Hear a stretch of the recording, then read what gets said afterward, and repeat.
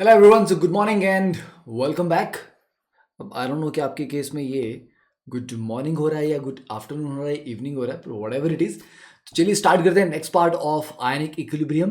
तो हमने पढ़ लिया था कि पीएच कैलकुलेशन कैसे करनी है। आज हम स्टार्ट करेंगे हाइड्रोलिसिस से बफर, और फिर उसके बाद टाइट्रेशन करते हुए हम इस टॉपिक को कंप्लीट कर लेंगे। क्वेश्चन भी करेंगे आज काफ़ी इसके ऊपर, एंड आई होप कि अब तक आपने जितना पढ़ा आपको अच्छे से समझ भी आया और आपको मज़ा भी आ रहा है। ठीक है, because this course is designed in a way कि आप हर एक इंपॉर्टेंट चीज कवर करें, साथ में उसके ऊपर कुछ क्वेश्चन भी करते रहें।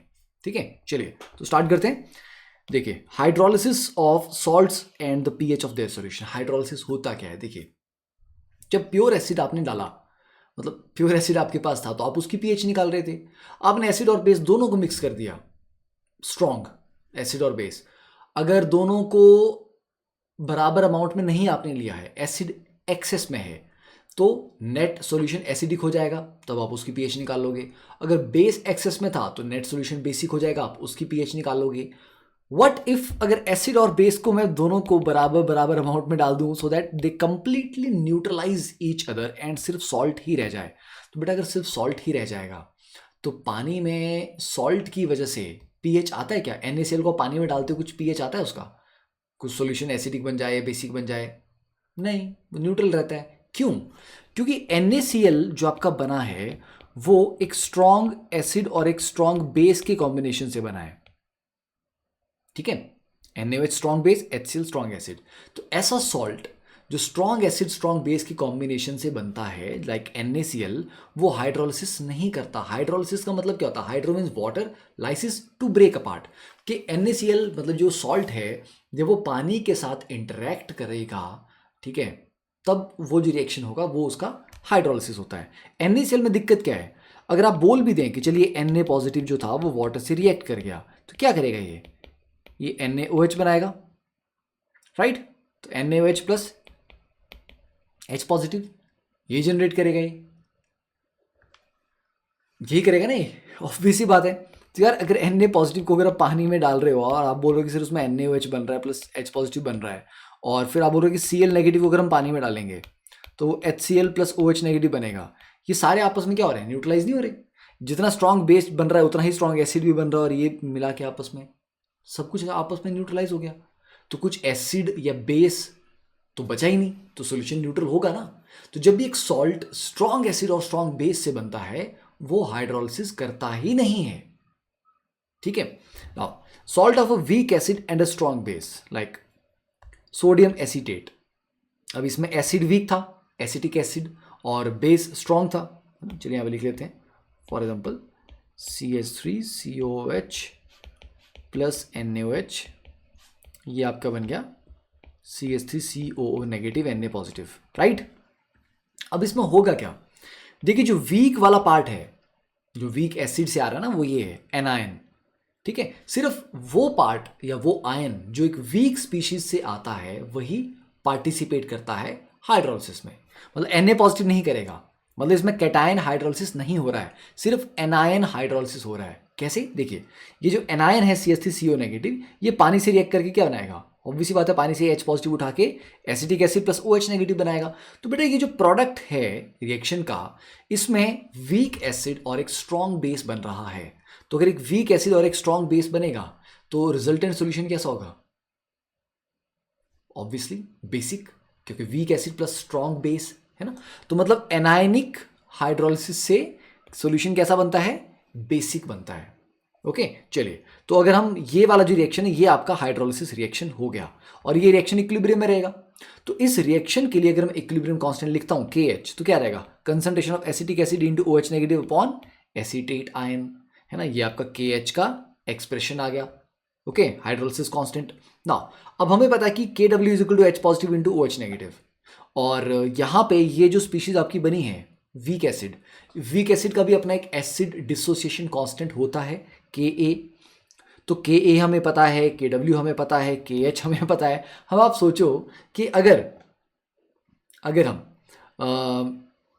KH, है ना, मल्टीप्लाई बाय, इसको किस करते हैं, Ka से, ठीक है, इसको Ka से मल्टीप्लाई करते हैं तो ये नीचे का CH3CO नेगेटिव, ऊपर का ये कट जाएंगे आपस में, ये नीचे CH3COH, ये ऊपर का CH3COH, ये कट जाएगा आपस में, सिर्फ बचेगा H positive into OH negative.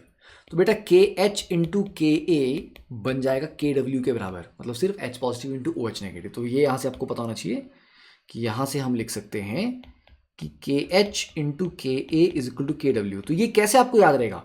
देखो, जो आपके पास सॉल्ट था वो वीक एसिड स्ट्रॉन्ग बेस का था, जो स्ट्रांग होता है उसको तो हटा दो आप, तो वीक एसिड है, हाँ जी, तो Ka आ जाएगा, है ना, और हाइड्रोलिसिस कांस्टेंट आ जाएगा KH, तो KH into Ka is equal to KW। तो मतलब अगर हमारे पास सॉल्ट हो वीक बेस और स्ट्रॉन्ग एसिड का, तो फिर KH into KB, weak base का KB होगा, फिर उसके लिए जो इक्वेशन आएगी वो आएगी KH into KB is equal to KW। ठीक है, बस फिर रीअरेंज करके इक्वेशन को, क्योंकि अल्टीमेटली H पॉजिटिव हमें pH निकालना है, pH क्या है, negative log of H positive, तो यहाँ से आप H पॉजिटिव निकाल लो। H पॉजिटिव कितना होता है, तो H पॉजिटिव कितना हो रहा है, Ka into CH3COOH upon CH3CO negative. मतलब इस इक्वेशन से अगर आप H पॉजिटिव निकालते हैं तो वो आ जाएगा Ka into CH3COH concentration divide by CH3CO negative concentration. अब आप बोलोगे ठीक है सर ये वाला तो आ गया, नाउ व्हाट, अब इस ये H पॉजिटिव है, इसका नेगेटिव लॉग लेना है, ओके, तो Ka का तो बन जाएगा pKa। व्हाट अबाउट दिस बेटे, ये जो आपका CH3COOH है ना, वीक एसिड, ठीक है, ये कहां से बन रहा है, ये इस रिएक्शन का प्रोडक्ट है, और ये जो CH3COO नेगेटिव है ये कहां से आ रहा है आपके पास, सॉल्ट से।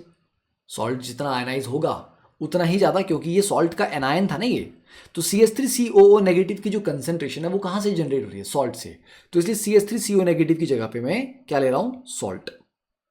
अब बोलोगे सर वो तो नीचे है ये ऊपर है, नेगेटिव लेना ना, नेगेटिव लॉग, तो माइनस साइन में क्या हो जाएगा, ये पलट जाएगा। ठीक है, तो बस, तो वहाँ से आपके पास ये इक्वेशन आ जाती है कि pH is equal to pKa plus log of salt by acid. Okay done, ये आप बफर में भी आगे पढ़ेंगे वैसे तो इसको आप। तो in the hydrolysis of salts the degree of dissociation is replace by degree of hydrolysis, है ना, जो आपका अल्फा होता है अब अल्फा की जगह H लिखते हैं हम।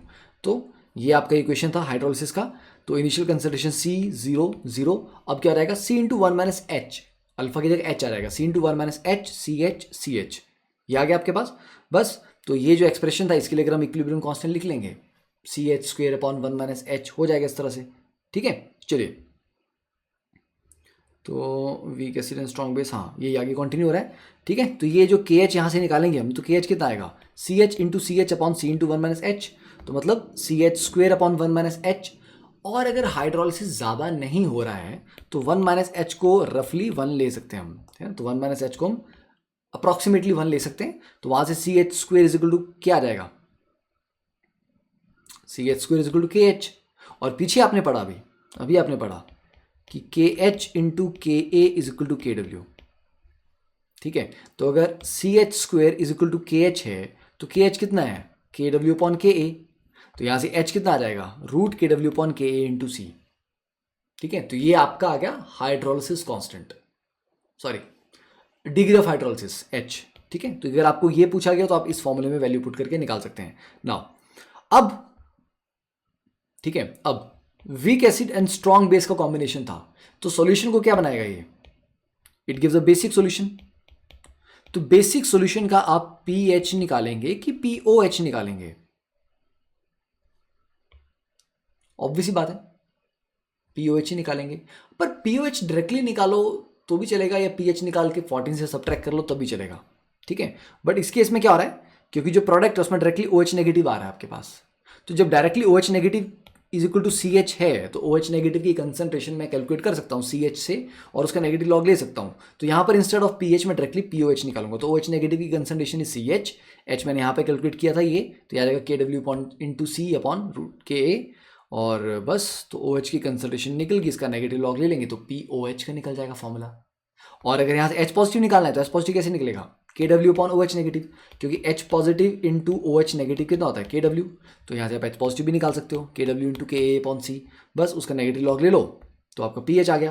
तो ये आपके पास आ गया ओवरऑल फॉर्मूला किसके लिए, for salt of weak acid plus strong base. तो ध्यान इसमें अगर आप दें तो क्या क्या याद करने वाला है इसमें, ध्यान देने वाली चीज़ें क्या हैं, देखिए वीक एसिड था इसलिए पी के ए है, पी के बी नहीं है। वो तब होगा अगर आप salt of weak base and strong acid लेते हैं। तो P H is equal to 7 plus half of P K A plus half of log C. बस वैल्यू पुट करो, आंसर निकल गया।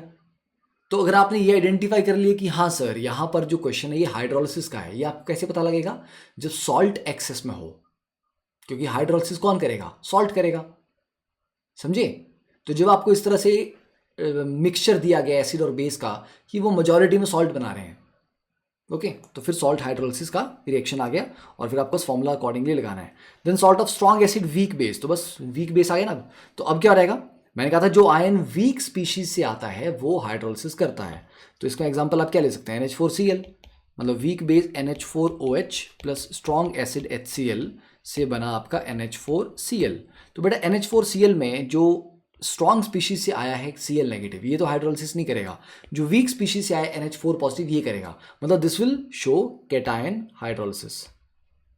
तो ये आपको कैटायन हाइड्रोलिसिस देगा, ठीक है, मतलब कैटायन जो है वाटर से इंटरेक्ट करेगा। तो देखिए cation plus water gives you NH4OH plus H positive. अब प्रोडक्ट क्या दे रहा है, ये आपका जो हाइड्रोलिसिस रिएक्शन है ये आपको वीक बेस और स्ट्रॉन्ग एसिड दे रहा है। तो ऑब्वियस बात है weak base and strong acid दे रहा है, तो रिजल्टेंट सोल्यूशन कैसा होगा आपका, एसिडिक। पता ही होना चाहिए आपको कि स्ट्रॉन्ग एसिड और वीक बेस का कॉम्बिनेशन है, तो सॉल्ट आपका एसिडिक सॉल्ट है, तो एसिडिक सॉल्यूशन ही जनरेट करेगा, ठीक है। और ये वाला जो रिएक्शन है आपकी, आप आगे पढ़ेंगे इसको, इक्वेशन है POH is equal to PKB plus log of salt upon base, या हेंडरसन हैसेलबैक की इक्वेशन है, आगे बफर सॉल्यूशन में पढ़ेंगे इसको। तो अब देखते हैं सीधा जो हमारा हाइड्रोलिसिस का रिएक्शन था वो ये C into 1 minus H CH, ठीक है। तो वही सारा कैलकुलेशन करके ये आपका कैसा जाएगा, PH is equal to 7 minus half of log C minus half of PKB। तो मतलब बेस वाले के केस में क्या होता है, दोनों माइनस होते हैं, 7 minus half of log C minus half of PKB। बस वैल्यू पुट करो, आंसर निकल जाएगा, ठीक है। नाउ थर्ड केस इज अगर दोनों ही वीक हैं, एसिड भी वीक है बेस भी वीक है, तो जो सॉल्ट बनेगा उसमें कैटायन और एनायन दोनों वीक स्पीशीज से आ रहे होंगे, तो फिर कैटायन भी हाइड्रोलाइज होगा और एनायन भी हाइड्रोलाइज होगा, ठीक है।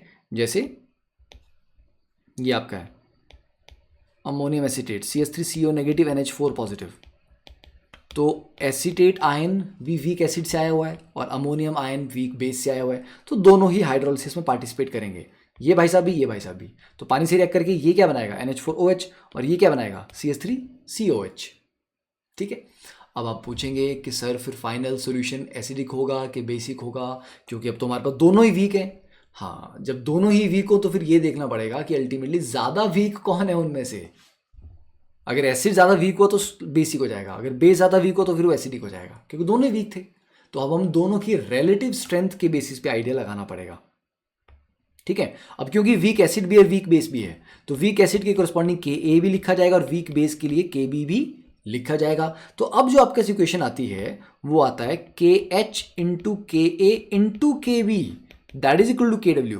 अब तक आप क्या लिख रहे थे, KH इंटू KA या KH इंटू KB, तो अब आपका KH into KA into KB, क्योंकि दोनों के आपके जो आयन्स हैं कैटायन और एनायन हाइड्रोलिसिस में पार्टिसिपेट कर रहे हैं, तो KH into KA into KB is equal to KW। बस यहाँ से सिंप्लीफाई करके ये इक्वेशन जो है इसको सिंप्लीफाई करके आप लिखेंगे, तो आपके पास भैया रिजल्टेंट सॉल्यूशन जो मतलब फॉर्मूला बनेगा, ठीक है, वो ये बनेगा 7 plus half of PKA minus half of PKB। अब लॉग C का कोई काम नहीं है यहाँ पे, ठीक है। अब सिर्फ अब मतलब अब जो रिजल्टेंट है वो KA और KB पे डिपेंड कर रहा है, क्योंकि higher the value of KA तो मतलब वो एसिड थोड़ा सा स्ट्रॉन्गर है, अगर KB की वैल्यू ज़्यादा स्ट्रॉन्ग है, ज़्यादा बड़ी है, तो मतलब बेस थोड़ा सा स्ट्रॉन्ग है। तो अब जो है pH वो C पे डिपेंड नहीं कर रही कंसंट्रेशन पे, वो सिर्फ KA और KB पे डिपेंड कर रही है, ठीक है। तो 7 plus half of PKA minus half of PKB, right. बस तो अगर K और KB दोनों बराबर आ गए तो दोनों बराबर वीक हैं, तो दोनों एक दूसरे को न्यूट्रलाइज कर देंगे, तो pH 7 आ जाएगा। Ka बड़ा है KB से तो एसिडिक हो जाएगा, KB बड़ा है Ka से तो अल्कलाइन हो जाएगा। तो ये आपको फॉर्मूलाज याद करने हैं, एक बार लिख लेना इनको, ठीक है। यहाँ पर आपको मैं चलिए इनको समराइज भी कर रहा हूँ, ठीक है। तो जब दोनों स्ट्रॉन्ग होते हैं एसिड और बेस दोनों, तो हाइड्रोलिसिस नहीं होता, ठीक है। वीक एसिड स्ट्रॉन्ग बेस, तो ये आपका फॉर्मूला आ गया, स्ट्रॉन्ग एसिड वीक बेस, ये आपका फॉर्मूला आ गया, और दोनों वीक हैं तो ये आपका फॉर्मूला आ गया। This is for your summary, okay. अच्छे से रिवाइज हो जाएगा ये, चलिए। Now buffer solution, buffer solution क्या है, जैसे ब्लड भी एक बफर सॉल्यूशन है। जैसे अब आप काफ़ी कुछ ऐसी चीज़ें खा लेते हो जो एसिडिटी कॉज करती हैं, तो केवल एसिडिटी हो जाती है ना। तो एसिडिटी हो जाती है तो क्या ब्लड का पीएच चेंज हो जाएगा? अब आप कुछ एसिडिक चीज़ें खाओगे तो यार मतलब कुछ फ़र्क तो पड़ना चाहिए। आपको पता है ब्लड का पीएच एक बहुत छोटी सी रेंज के बीच में ही रहना चाहिए, अगर उससे बाहर चला गया तो आप मर भी सकते हैं। तो मतलब ब्लड की पीएच को उस रेंज में मेंटेन करना is that much critical for our existence. जिंदा रहना तो भैया ब्लड की पीएच उस रेंज से बाहर नहीं जानी चाहिए। तो हम तो बहुत सारी बेवकूफ़ियाँ करते हैं, तो कुछ भी खाते रहते हैं, कुछ भी करते रहते हैं, तो पीएच तो जा सकता है ना यार बाहर। तो उसके लिए ब्लड में क्या है कि भैया ये तो नालायक इंसान है, कुछ भी खाता रहेगा, मैं अपना एक डिफेंस मैकेनिज्म लगा लेता हूँ। तो ब्लड एक बफर सॉल्यूशन है। बफर क्या करता है, अपने अंदर पीएच में चेंज को रेजिस्ट करता है। मतलब आप कोशिश करेंगे पीएच चेंज हो और वो कोशिश करेगा कि ना हो। तो it is a solution that resist a change in pH. अगर आप उसमें थोड़ा सा एसिड या थोड़ा सा बेस डाल देते हैं तो वो जितना आपने सोचा था चेंज आएगा उससे काफी कम चेंज आता है। तो वो काफी हद तक उसको न्यूट्रलाइज कर लेता है, उसके इफेक्ट को, ठीक है, रेजिस्ट कर लेता है चेंज को। तो एक होता है एसिडिक बफर, एक होता है बेसिक बफर, एक होता है salt buffer. Acidic buffer weak acid plus उसका salt with a strong base. Basic buffer weak base plus उसका salt with a strong acid. और सॉल्ट बफर जब salt of weak acid and weak base है। ठीक है, चलिए इसमें एक सेकंड में एक पेज ऐड कर लेता हूँ जहाँ मुझे आपको कुछ एक्सप्लेन करना है। ऐसा ये पेज ऐसा आ गया। देखो, तो बेसिक कहानी ये है कि जब हमने एसिड और बेस को दोनों को लिया था, ठीक है, तो आपको कैसे पता लगेगा कि कब यहाँ पर सॉल्ट हाइड्रोलिसिस है, कब क्या है क्या नहीं है। चलिए कहानी यहाँ से स्टार्ट करते हैं। ठीक है, मैं काम करता हूँ। हम लेते हैं बेटा 2 मोल एसिडिक एसिड। तो अब सिर्फ एसिडिक एसिड है, वीक एसिड है। ठीक है, तो हाफ पी के माइनस लॉग सी वाला फॉर्मूला लगा लेंगे, अब शुरुआत में जो पढ़ा था पीएच वाला। अब अगर एसिड के साथ में बेस डाल लेता हूं, ठीक है, 2 मोल के साथ मैंने क्या किया, अब मैं ना वॉल्यूम और वो लेके नहीं चल रहा है यार। वॉल्यूम और वो लेके चलूँ तो चलो ऐसे भी कर सकते हैं। मैं काम करता हूँ 100 ml 0.1 molar acetic acid plus 100 ml 0.1 molar NaOH। तो इस केस में क्या हो जाएगा मेरे पास, बताइए क्या लग रहा है यहाँ पे? बेटा जितने मिलीमोल एसिड के हैं उतने ही बेस के हैं, तो कंप्लीटली न्यूट्रलाइज कर जाएंगे वो। यस, तो यहां पर आपका कंप्लीट न्यूट्रलाइजेशन हो जा रहा है। ना एसिड बचा लास्ट में ना कुछ बचा, तो मतलब सिर्फ सॉल्ट बचा। तो सिर्फ सॉल्ट ही बचेगा, वो भी वीक एसिड स्ट्रॉन्ग बेस का, तो बेसिक सॉल्ट होगा। तो मतलब सॉल्ट हाइड्रोलिसिस का फॉर्मूला लगेगा, और क्योंकि बेसिक सॉल्ट है तो वो बेसिक सॉल्यूशन देगा। ठीक है, ओके डन। अब अगली बार क्या करते हैं, हम इस अमाउंट को थोड़ा सा बदल देते हैं। इसको 100 ml की जगह कर लेते हैं यहाँ पे 50 ml। ओके, क्या हुआ, अब बेस आधा है, बेस के नंबर ऑफ इक्विवेलेंट्स एसिड से आधे हैं। तो मतलब बेस पूरा खत्म हो जाएगा, न्यूट्रलाइज हो जाएगा, पर एसिड फिर भी आधा बच जाएगा। तो इस केस में क्या आ जाएगा, एसिड इज लेफ्ट। तो बेटा अगर एसिड बच गया तो अब सिंपल वो शुरुआत में जो पीएच पड़ा था वीक मोनोप्रोटिक एसिड वाला, वो है ना, पीएच ऑफ मोनोप्रोटिक एसिड, वो वाला फॉर्मूला लगा लेंगे अगर इस तरह से आप मिक्स करते हैं। चलिए तीसरी चीज करते हैं भैया। ठीक है, एक और केस ले लेते हैं, और क्या क्या वेरिएशंस हम ला सकते हैं यहाँ पे। अब एक काम करते हैं, इसको 50 करते हैं और इसको 100 कर लेते हैं। एसिड को 50 ml करते हैं, इसको 100 करते हैं। अब क्या हो गया, एसिड कम हो गया, बेस ज्यादा हो गया।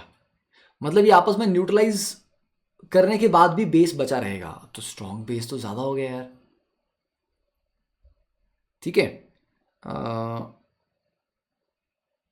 ओ हो, नहीं नहीं नहीं नहीं, गलती कर दी हमने, प्रीवियस वाले केस में गलती कर दी। यस, तुम लोग बोलोगे सर आपने पोपट कर दिया यहाँ पे। देखिए हाँ, प्रीवियस केस में मैंने ये चीज़ तो ध्यान ही नहीं दिया यहाँ पे कि हमारे पास एसिड और बेस, ठीक है, न्यूट्रलाइज हुए, बेस खत्म हो गया, सॉल्ट बना है हमारे पास, हमारा वीक एसिड रह गया है।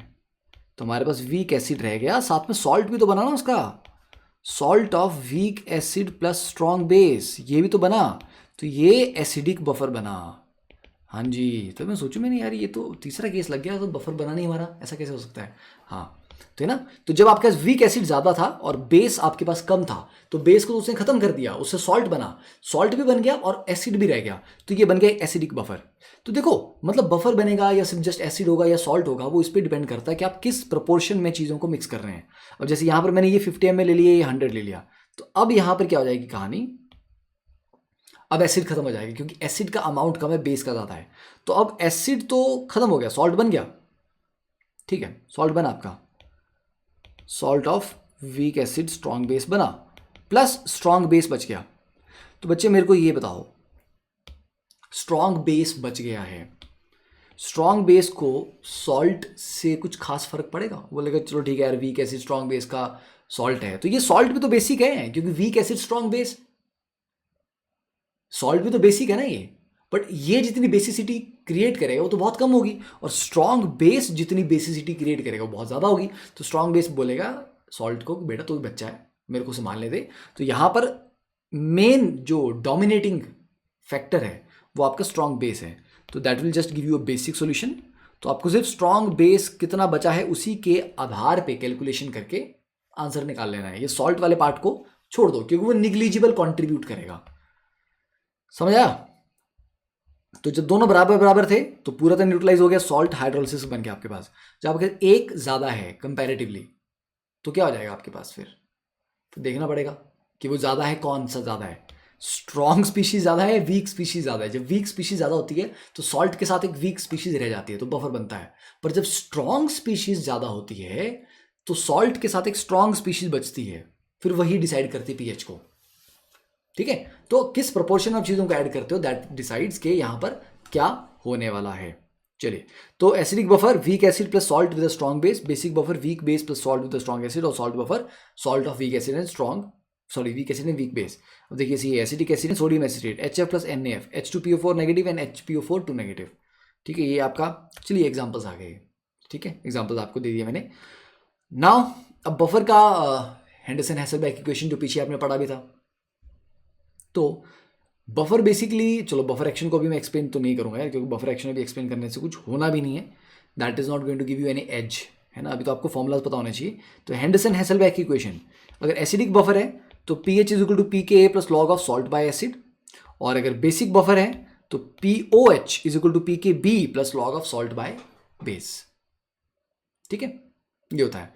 और बेसिकली ये सॉल्ट क्यों होता है, यहाँ पर सॉल्ट क्यों लिखते हैं हम, क्योंकि वो जो आयन यहाँ पे आ रहा है, जो कॉन्जुगेट आयन यहाँ पे आता है, उसका मेन सोर्स सॉल्ट होता है, तो सॉल्ट से ही वो आयन जनरेट हो रहा है, तो हम सॉल्ट की कंसंट्रेशन को यहाँ पर मेंशन कर देते हैं जनरली, ठीक है। Now pH plus pOH is equal to 14, ये आपको पता ही है, तो ये चलो आगे की कहानी आप लिख लोगे कि PKA plus PKB is equal to 14, ठीक है, ये हो जाएगा देन, ठीक है ना। तो बफर में फॉर्मूला वाला केस है, बस आपको आइडेंटिफाई करना है कि ये बफर बन रहा है कि नहीं बन रहा है, बाकी की कहानी तो फॉर्मूला लगाने वाली है, ओके।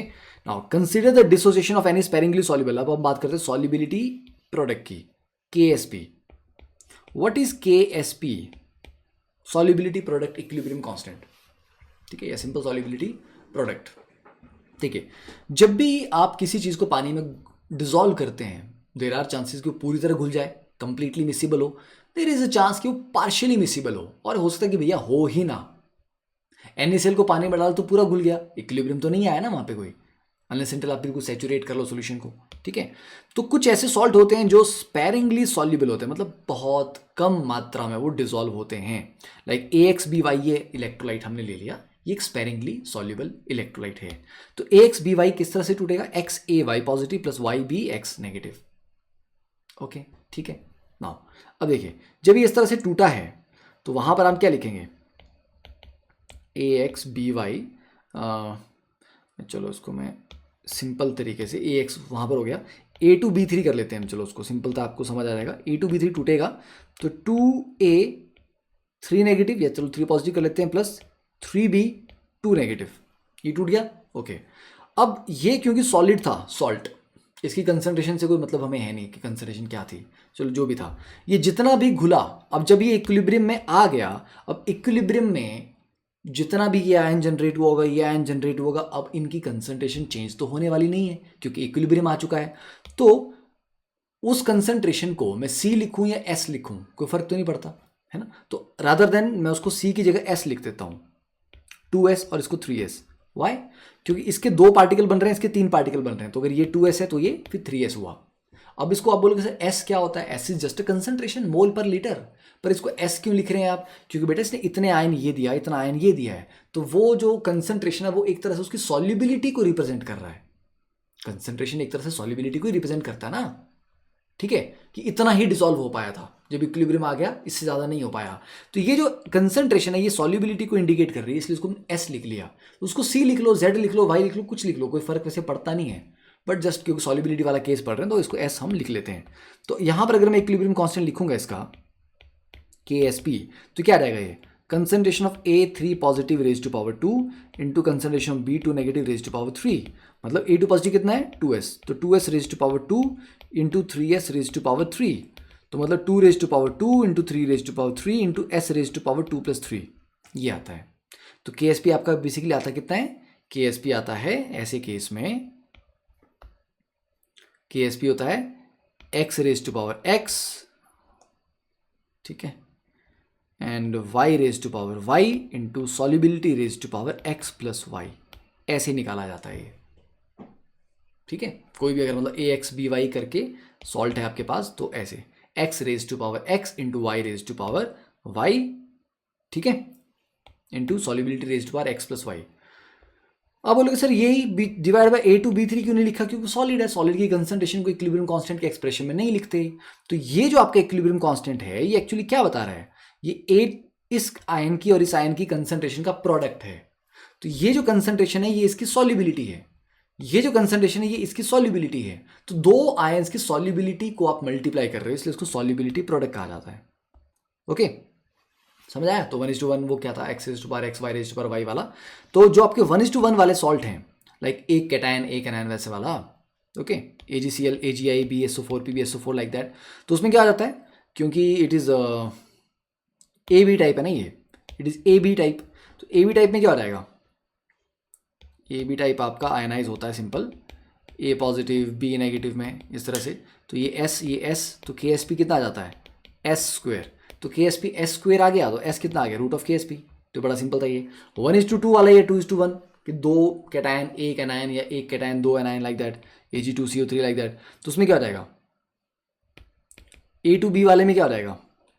KSP आपका इसमें आ जाएगा, देखिए मैंने कहा था ना A2B1 ले लो, तो 2 raise to power 2 into 1 raise to power 1 into solubility raise to power 2 plus 1, 4S³, तो 4S³ में S कितना आ जाएगा?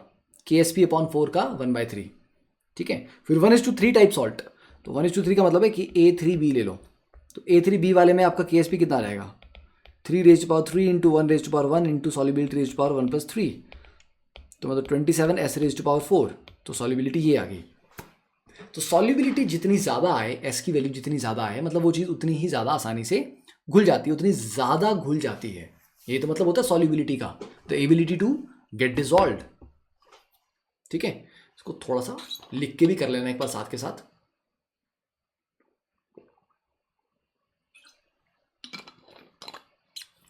मतलब लेक्चर के साथ साथ आप बुक भी थोड़ा सा ओपन करके रखेंगे, थोड़ा सा यहाँ पर सुना, उसका बुक में देखा, हाँ ठीक है इस तरह का हुआ, फिर थोड़ा सा प्रैक्टिस किया उसको, तो वो चीज़ ज़्यादा अच्छे से एब्जॉर्ब हो जाएगी, ठीक है।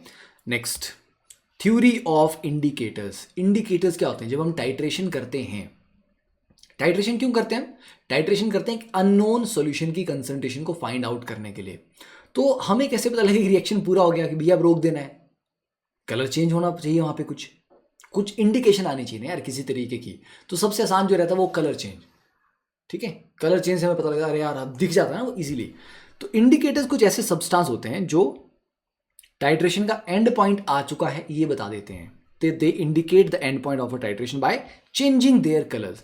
तो ये बेसिकली होते क्या हैं? ये या तो वीक एसिड होते हैं या ये वीक बेस होते हैं, मतलब वीक ऑर्गेनिक एसिड या वीक ऑर्गेनिक बेस, ठीक है, जिनका आयनाइज्ड और अनआयनाइज्ड फॉर्म में कलर अलग अलग होता है। मतलब इंडिकेटर आयनाइज होने से पहले कुछ और कलर दिखा रहा था, और एक बार आयनाइज हो जाएगा तो कुछ और कलर दिखाएगा, तो तभी तो आपको पता लगेगा कलर चेंज हुआ, है ना, एक कलर से दूसरे कलर में या कलरलेस से किसी एक कलर में, राइट। तो ये ध्यान रखना सबसे इंपॉर्टेंट पार्ट है कि they have characteristically different colour in the ionised and un-ionised form. तो इंडिकेटर को सिंपली, क्योंकि हमने कहा वीक एसिड या वीक बेस होते हैं तो उसको एसिड मान के चलते हैं, तो एसिड होगा तो उसमें H पॉजिटिव तो होना ही होना है, तो बाकी का जो पार्ट था उसको आप IN नेगेटिव मान लो, तो उसको हमने HIN करके मान लिया। IN मतलब ये बाकी पार्ट मॉलिक्यूल का इंडिकेटर है ना, और ये H है। तो वीक एसिड वाला कोई इंडिकेटर लेके चलते हैं हम, तो HIN किस तरह से टूटेगा, H positive plus IN negative में। तो ये इसका नॉन आयनाइज फॉर्म है HIN, अभी आयनाइज हुआ नहीं है तो इसका कलर कुछ और होना चाहिए, और एक बार ये आयनाइज हो गया ये, इसका कलर कुछ और होना चाहिए। तो हमारे पास दो कलर होने चाहिए, एक IN नेगेटिव का और एक HIN का। अब इसके लिए इक्विलिब्रियम कांस्टेंट लिखोगे तो क्या आएगा, H positive into IN negative upon HIN। Yes, ठीक है, ओके, लिख लिया। अब देखिए, अब आप बोलोगे सर ठीक है, जैसे जैसे रिएक्शन आगे जाएगा IN नेगेटिव की कंसंट्रेशन बढ़ेगी और HIN की कम होगी।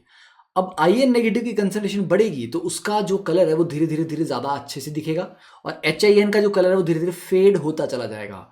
बट क्योंकि दो दो कलर भी हो सकता है प्रेजेंट हो सॉल्यूशन में, हम डिस्टिंक्टिवली कैसे ऑब्जर्व कर पाएंगे कि ये कौन सा कलर है, किसकी वजह से है। तो बेटा आप डिस्टिंक्टिवली तभी ऑब्जर्व कर पाते हैं कलर को जब एक आयन की कंसंट्रेशन दूसरे के रिस्पेक्ट में 10 गुना ज्यादा हो चुकी होती है। मतलब अगर आपको IN नेगेटिव के कलर को डिस्टिंक्टिवली ऑब्जर्व करना है तो बेटा IN नेगेटिव की कंसंट्रेशन HIN से 10 गुना ज्यादा होनी चाहिए। मतलब ये जो रेशियो है IN नेगेटिव की कंसंट्रेशन अपॉन HIN की कंसंट्रेशन एटलीस्ट 10 होनी चाहिए। सिमिलरली अगर आप चाहते हैं कि HIN का कलर आपको डिस्टिंक्टिवली दिखे तो HIN की कंसंट्रेशन IN नेगेटिव से 10 गुना ज्यादा होनी चाहिए एटलीस्ट, और ज्यादा हो तब भी चलेगा, कोई दिक्कत नहीं है, ठीक है। तो ये जो KHIN था, यहां से अपने H पॉजिटिव का एक्सप्रेशन निकाला, H पॉजिटिव कितना हो जाएगा, KHIN into HIN upon IN negative. अब इसका नेगेटिव लॉग ले लो तो PH कितना आ जाएगा, PKIN plus log of IN negative upon HIN। Simple, ठीक है, यस। अब अगर मैं बोलूं कि रिएक्शन ना फॉरवर्ड जा रहा है और IN नेगेटिव का कलर मेरे को दिखा, डिस्टिंक्टिवली दिख गया, ओके। तो अगर IN नेगेटिव का कलर मेरे को डिस्टिंक्टिवली दिख गया तो मतलब IN नेगेटिव अपॉन HIN की कंसंट्रेशन की रेशियो एटलीस्ट 10 होनी चाहिए। तो ये log 10 हो जाएगा, log 10 मतलब 1, तो PH कितना हो जाएगा, PKIN प्लस 1, ओके। तो ये एक केस आ गया जब हम फॉरवर्ड जा रहे हैं और मेरे को IN नेगेटिव की वजह से कलर दिखाई दे रहा है। अब मैं बोलूँ कि नहीं, अभी ना मेरे को HIN का कलर दिख रहा था स्टार्टिंग में, जब रिएक्शन फॉरवर्ड अभी गया नहीं था ज़्यादा, तो HIN मेजॉरिटी में था, तो मतलब फिर HIN की कंसंट्रेशन 10 टाइम्स होगी, तो ये रेशियो क्या हो जाएगी, 1/10। तो 1/10 का मतलब कितना हो जाएगा, log 0.1 दैट इज -1, ये -1 बन जाएगा। तो मतलब जो PH है आपका वो जनरली PKIN प्लस -1 में चलेगा। जब PK -1 में है तो ये वाला कलर शो कर रहा है, और जब +1 में चला गया तो ये वाला कलर शो कर रहा है। उससे आगे की रेंज में फिर उनका कलर चलते रहेंगे। तो ये रेंज है जिसके बीच में कलर चेंज हो रहा होता है, समझे। मतलब ये आपका PKIN है, ये +1 हो गया, सॉरी पीछे तो -1 होगा और यहाँ +1 है। तो ये वाली जो रेंज है ना आपकी, ये वाली जो रेंज, यहाँ पर कलर अभी चेंज हो रहा है, ठीक है। -1 वाले में कौन सा कलर आपको दिखाई दे रहा है, HIN वाला, और प्लस वाले में आपको IN नेगेटिव का कलर दिखाई दे रहा है। बीच की जो रेंज है वहाँ पर कलर अभी ट्रांजिशन पीरियड में है, मतलब आप डिस्टिंक्टिवली किसी एक कलर को ऑब्जर्व नहीं कर पाएंगे, ठीक है। तो एसिड, वीक एसिड या वीक बेस होते हैं आपके इंडिकेटर्स। नाउ तो इंडिकेटर, इनका कलर क्या क्या पीएच रेंज होती है, क्या कलर चेंज ये करते हैं, इसको भी एक बार जरा सा देख लेते हैं। देखिए, मिथाइल ऑरेंज एसिडिक मीडियम में रेड होता है और बेसिक में येलो जाता है। तो मिथाइल ऑरेंज जाता है रेड से येलो में, मतलब एसिड से बेस जाएगा अगर तो रेड से येलो। और किस रेंज में कलर चेंज करता है ये, 3.2 से लेके 4.4 के बीच में। मिथाइल रेड येलो से रेड जाता है, मतलब उल्टा हो गया, मिथाइल ऑरेंज और मिथाइल रेड बिल्कुल उल्टे हैं। मिथाइल ऑरेंज एसिड में रेड है, मिथाइल रेड एसिड में येलो है। 4.8 से 6। ब्रोमोथाइमोल ब्लू येलो से ब्लू 6 to 7.6। एंड फिनॉक्सिलिन कलरलेस से पिंक जाता है 8.2 से 10। फिनॉक्सिलिन तो आपने सबसे ज़्यादा पढ़ा भी होता है, सबसे ज़्यादा देखा भी होता है, लैब में आपने यूज़ भी किया होता है। तो ये आपको रेंज का थोड़ा सा आइडिया होना चाहिए, ठीक है। बट अभी अपन डिटेल में नहीं जाएंगे इंडिकेटर्स की या टाइट्रेशन की बहुत ज़्यादा, क्योंकि दैट इज़ फुल लेक्चर, ठीक है। तो आई होप आपको ये बेसिक्स थोड़ा सा आता होगा, because this is revision part, ठीक है, ताकि आपके ब्रशअप हो जाए चीज़ें, हाँ कुछ पढ़ा था। अब देखिए, एसिड बेस्ड टाइट्रेशन कर्व, जब बेटा दोनों बड़े स्ट्रांग होते हैं ना तो टाइट्रेशन कर्व बड़ा स्टीप आता है, ठीक है, देखिए कैसा आ रहा है यहाँ पर टाइट्रेशन कर्व। ये चला आपका टाइट्रेशन कर्व, ये स्टीप, ये ओके। तो इसको आप एक बार ज़रा ध्यान से देखो, हम ज़रा ग्लव्स पहन लेते हैं, थोड़ा आर्टिस्टिक काम करना पड़ेगा। ठीक है, ये आ गया। तो ये इस तरह का ग्राफ जो बिल्कुल ऐसे स्टार्ट होके ऐसे जा रहा है, ये स्टीव वाला पार्ट। देखो ये वर्टिकल पार्ट जितना ज़्यादा हो और जितना ज़्यादा वर्टिकल हो, एंड पॉइंट उतनी ही आसानी से मिलता है। और आपको पता होना चाहिए कि एंड पॉइंट और इक्विवेलेंस पॉइंट सेम नहीं होते। इक्विवेलेंस पॉइंट वो होता है जब एसिड और बेस दोनों के इक्विवेलेंस आपस में बराबर हो गए, मतलब N1V1 is equal to N2V2 जो है, ये आपका इक्विवेलेंस पॉइंट है।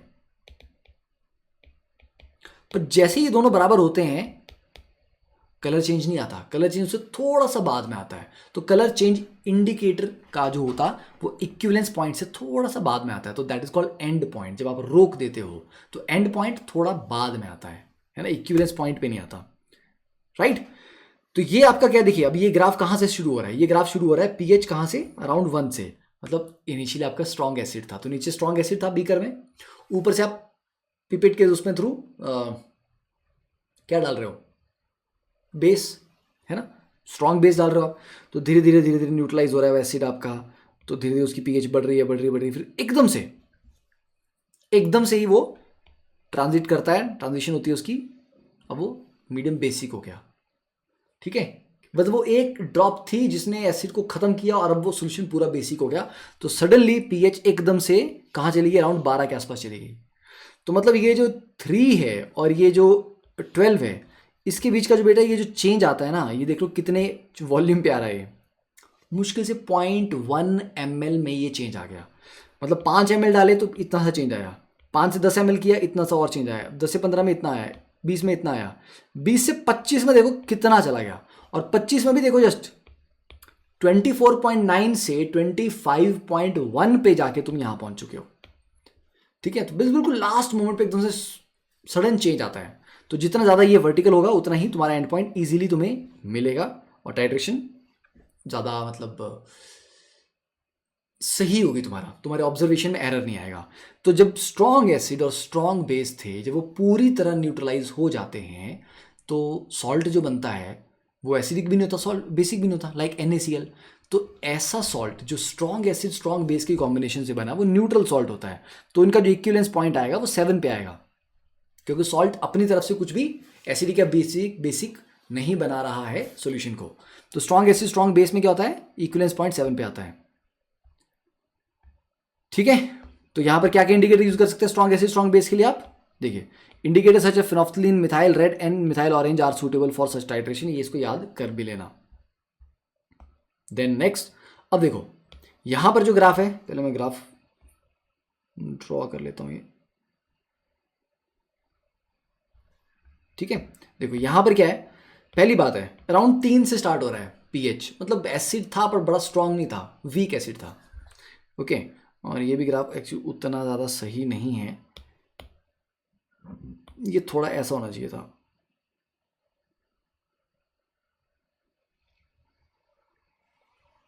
ऐसा। ठीक है, कि पहले तो ये ज़्यादा चेंज आया, फिर थोड़ा सा फ्लैट सा हो गया ग्राफ, फिर एकदम से ऊपर गया। तो ये बीच में फ्लैट क्यों होता है, क्योंकि इनिशियली जो आपके पास था वो वीक एसिड था। ठीक है, इनिशियली आपके पास क्या था, आपके पास बीकर में जो था वो भाई साहब वो वीक एसिड था। वीक एसिड में जो आप मिक्स कर रहे हो ऊपर से वो है स्ट्रॉन्ग बेस। तो जैसे जैसे वीक एसिड आपका न्यूट्रलाइज होता जाएगा, क्योंकि वीक एसिड तो यार थोक में ना पड़ा हो आपके पास, स्ट्रॉन्ग बेस आप धीरे धीरे डाल रहे हो, तो जो स्ट्रॉन्ग बेस डाला उसने इमीडिएटली क्या बनाया, सॉल्ट। तो वीक एसिड और स्ट्रॉन्ग बेस का बना सॉल्ट, और साथ में बाकी का जो बचा वो तो वीक एसिड था ही था। तो इनिशियल फेज में आपके पास weak acid and it's salt with strong base, ये दोनों प्रेजेंट हुए, मतलब शुरुआत में कुछ ड्रॉप डालने के बाद, तो मतलब ये आपका एसिडिक बफर बन गया था ये। और बफर क्या करता है, पीएच में चेंज को रेजिस्ट करता है। तो जब बफर रेजिस्ट कर रहा होता है उस समय ग्राफ थोड़ा सा फ्लैट हो जाता है। फ्लैट होने का मतलब क्या होता है उसका, फ्लैट होने का मतलब ही ये होता है कि अब आप बेस तो डाल रहे हो पर पीएच में उतना चेंज नहीं आ रहा, ग्राफ ऊपर नहीं जा रहा है, फ्लैट सा हो गया, मतलब हल्का हल्का सा चेंज हो रहा है वो। तो ये बीच में जो फ्लैट वाला पार्ट आता है ये बफर एक्शन की वजह से आता है।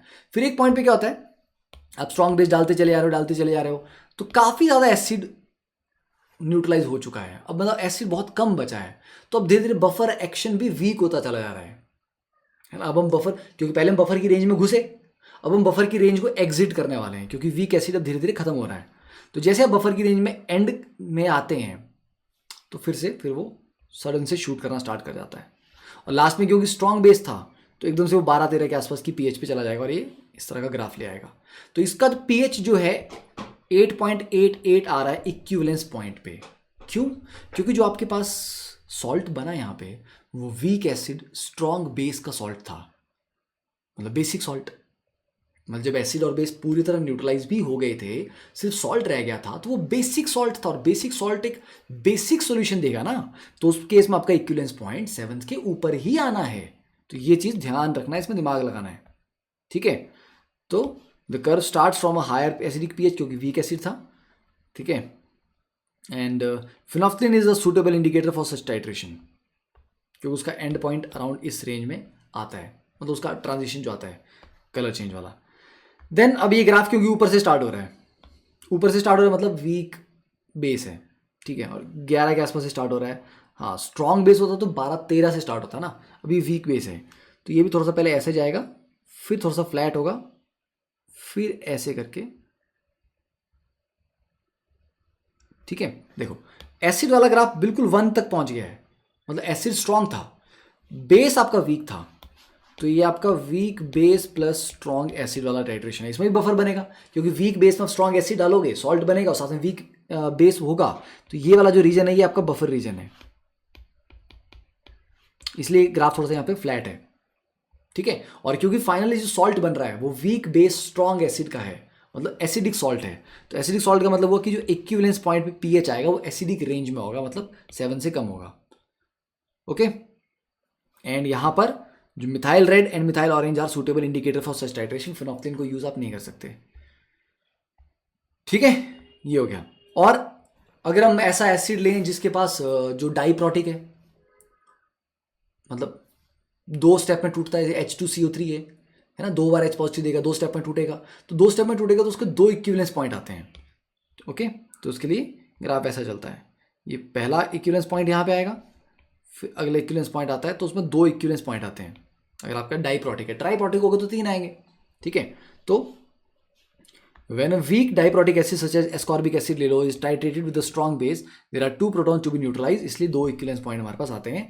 अब इसके बारे में ज़्यादा जानकारी नहीं दूंगा, इसकी मैं कैलकुलेशन वाला जो पार्ट है वो पूरा डिटेल में फिर पूरी इक्वेशन बनती है कि वो स्टार्ट करो, स्टार्टिंग में बफर आएगा, बफर का फिर इक्विवेलेंस पॉइंट पहला आएगा, ठीक है, ओके। चलो तो अभी काम करते हैं, कुछ क्वेश्चन हैं, इनको एक बार हम, चलो पहले मैं आपको क्वेश्चन प्रैक्टिस के लिए दे देता हूँ, अभी डायरेक्टली मैं सॉल्व करवा दूंगा तो आपको भी मज़ा नहीं आएगा। तो कितने क्वेश्चन हैं इनको मार्क भी कर लेते हैं। क्वेश्चन नंबर 1, ठीक है, ये आपको सॉल्व करना है, ये डीपीपी नहीं है। Question number 2, question number 3, question number 4, 5, और ये मैं इसलिए दे रहा हूँ ताकि आपकी अच्छी प्रैक्टिस हो जाए, इसमें हर वैरायटी का क्वेश्चन आ जाए। 6, 7, 8, 9, 10 and 11, 12, 13, 14। तो भैया 14 क्वेश्चन है, इसके बाद फिर हम डीपीपी सॉल्व करना स्टार्ट करेंगे, ठीक है। चलिए तो सॉल्व देम, एक एक करके ट्राई करो, फिर नेक्स्ट क्लास में पहले ये 14 क्वेश्चन का अलग से सोल्यूशन करेंगे एंड डीपीपी उसका एक अलग कर लेंगे, ठीक है। Okay then.